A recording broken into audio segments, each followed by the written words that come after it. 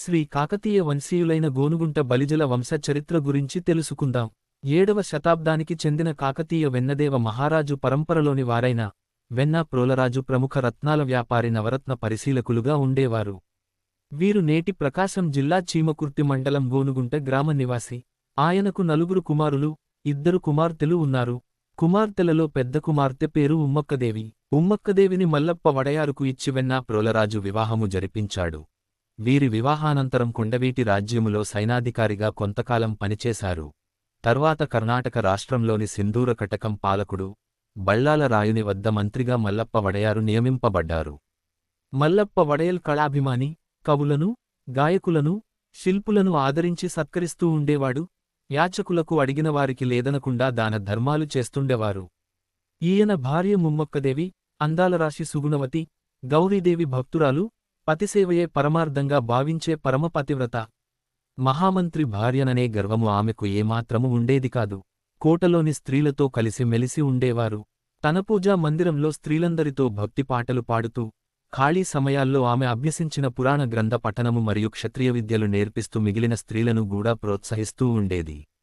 మల్లప్ప వడయల్ గారు సద్గుణవంతురాలైన భార్య దొరకడం తన అదృష్టంగా భావించి ఆనందించేవాడు.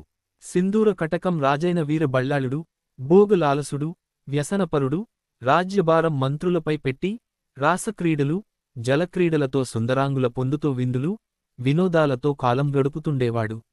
ఎంత భోగలాలసుడైనా మహావీరుడైన మంత్రి మాటకు ఎదురు చెప్పేవాడు కాదు. రాజు హద్దులు మీరుతుంటే హెచ్చరించి హద్దులలో పెట్టి, రాజు మంచి చెడ్డలు చూసుకునేవారు మల్లప్ప వడయల్. ఒకరోజు కోటలోని ఉమ్మక్కదేవిని చూచిన బల్లాలుడి కన్ను ఆమెమీద పడింది.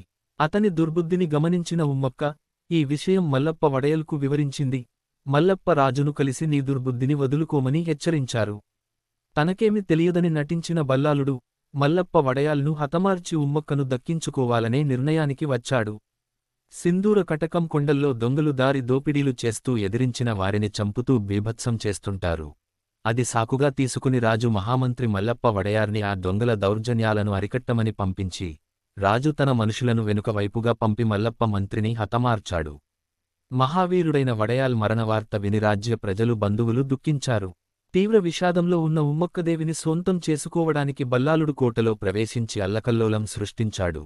రాజు దుర్మార్గం తెలుసుకున్న ఉమ్మక్కదేవి నమ్మకస్తులైన కొందరు సైనికుల సహాయంతో రాజు బారినుండి తప్పించుకుని గుర్రంమీద గోనుగుంట చేరుకుంది.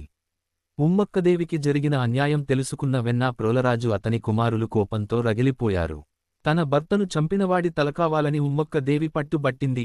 గోనుగుంటలోని యువకులు బంధువులు బిగ్గరగా అరుస్తూ వాడి తల తెస్తామని ఉమ్మక్కదేవికి ప్రతిజ్ఞ చేశారు. ఉమ్మక్కదేవి తన చేతి రక్తంతో యువకులందరికి వీరతిలకం దిద్దింది. కాని వారిలో ఒక వృద్ధుడు వారిని శాంతపరచి, యువకులారా దీనికి కావలసింది భుజబలము, పౌరుషము ఒక్కటే చాలదు, బుద్ధిబలము కూడా కావాలి. ఒక రాజు తల తేవాలంటే అంత సులభం కాదు. అతని అంగబలము, అర్ధబలం కలిగిన వాడు కాబట్టి ఉపాయంతో రాజును మట్టుబెట్టాలని ఒక పథకం రచించారు. ఉమ్మక్కతో వచ్చిన అనుచరులు 2 తీసుకుని గోనుగుంట బలిజ యువకులు బయలుదేరి సింధూరకటకం వెళ్లారు. అక్కడి బల్లాలుని ఇంటి మంగలిని చాకలిని కలిసి వారిని వశపరుచుకుని వారి బంధువులుగా కోటలో ప్రవేశించారు. రాజుకు మత్తుమందు కలిపిన నూనెను తలకు మర్దనా చేయించారు. రాజు మత్తులోకి జారుకోగానే బల్లాలుని తలనరికి చాకలి బట్టల మూటలో కట్టుకోని అడ్డువచ్చిన సైనికులను వధించి అంతఃపురము బయటకు చేరి రాత్రికి రాత్రే గుర్రాలు ఎక్కి గోనుగుంట్ల చేరుకున్నారు. గోనుగుంటలో యువకులు బల్లాలుని తలను కాళ్లతో తన్నుతూ పెద్దగా కేకలు వేస్తూ ఊరంతా తిరిగారు.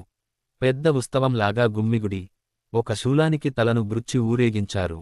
అందువలన గోనుగుంట బలిజలకు బల్లాల రాయ శిర్ఖండన వినోదులు అని బిరుదు ఉంది. అది చూచిన ఉమ్మక్కదేవి చాలా సంతోషించింది. ఎవ్వరు చెప్పినా వినకుండా పుట్టింటి వారిని అగ్నిగుండము ఏర్పాటు చేయమంది.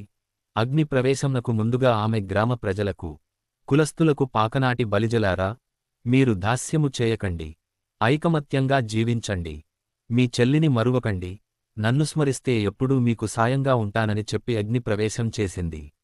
ఆనాటి నుండి గోనుగుంట బలిజలు ఎవరివద్ద ఉద్యోగములు చేయడానికి ఇష్టపడరు. చిన్నదైనా పెద్దదైనా వ్యాపారము చేయడానికే ఇష్టపడతారు. బల్లల రాయ తలగుండుగండ అను బిరుదు మాధవవర్మ బిరుదు, బళ్ళానరాయని శిరఖండ వినోదులు, భల్లాలని తలకోసిన బల్మివారులన్నా అను 2 బిరుదులను కడప జిల్లా చిట్వేలి తాలూకా బలిజ సమయాల శాసనములో చూడవచ్చు. ఈ శాసనం ద్వారా ఇవి రెండు బలిజవారి బిరుదులని స్పష్టమవుతోంది. కాకతీయుల వారసులైన గోనుగుంట బలిజల వీరగాథ చరిత్రలో ఎంతో ప్రాచుర్యం పొందింది. వీరిలాగే గుండరాజువారు, వెన్నావారు, అన్నమరాజువారు, లక్కరాజువారు, ఉప్పలపాటివారు, మందపాటివారు, పాలగిరివారు, గోనుగుంటవారు అను కాకతీయుల పురుష సంతతులను, కనకమేడలవారు, కామసానివారు, దామరాజువారు అను కాకతీయుల స్త్రీ సంతానాలను నేటికీ బలిజ కాపులలో చూడవచ్చు.